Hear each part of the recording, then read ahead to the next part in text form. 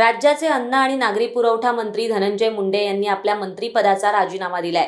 संतोष देशमुख हत्या प्रकरणामुळे अडचणीत आलेल्या मुंडेंच्या राजीनाम्याची गेले अनेक दिवस मागणी केली जात होती। आज अखेर मुंडेंनी प्रकृतीचं कारण देत राजीनामा दिलाय।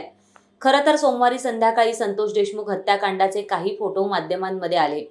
हे फोटो माध्यमांमध्ये येताच सर्व स्तरातून सरकारवर टीकेची झोड उठली। तसंच धनंजय मुंडेंच्या राजीनाम्यासाठी मुख्यमंत्र्यांना अजून कोणते पुरावे हवेत असा सवाल विचारला जाऊ लागला। त्याच पार्श्वभूमीवर मुख्यमंत्री फडणवीस आणि उपमुख्यमंत्री अजित पवारांनी रात्री बैठक घेऊन मुंडेंना राजीनामा देण्याचे आदेश दिले होते। त्याप्रमाणे आज सकाळी मुंडेंनी आपल्या मंत्रिपदाचा राजीनामा दिलाय। राजीनामा देताच मुंडेंनी ट्विटरवर आपली प्रतिक्रिया दिली आहे। ते म्हणतात, बीड जिल्ह्यातील मस्साजोग गावचे स्वर्गवासी संतोष देशमुख यांच्या निर्घृण हत्येतील आरोपींना कठोरात कठोर शिक्षा व्हावी ही माझी पहिल्या दिवसापासूनची मागणी ठाम आहे। काल समोर आलेले फोटो पाहून मन अत्यंत व्यथित झालंय।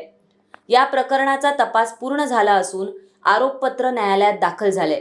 तसंच न्यायालयीन चौकशीही प्रस्तावित आहे। माझ्या सतसत विवेक बुद्धीला स्मरून आणि मागील काही दिवसांपासून माझी प्रकृती ठीक नसल्यानं पुढील काही दिवस उपचार घेण्याचा सल्ला डॉक्टरांनी दिलाय। त्यामुळे वैद्यकीय कारणास्तव सुद्धा मी मंत्रिमंडळातून माझ्या मंत्रिपदाचा राजीनामा माननीय मुख्यमंत्री महोदयांकडे सुपूर्द केलाय। उपमुख्यमंत्री अजित पवारांनीही या राजीनाम्यावर प्रतिक्रिया दिली आहे।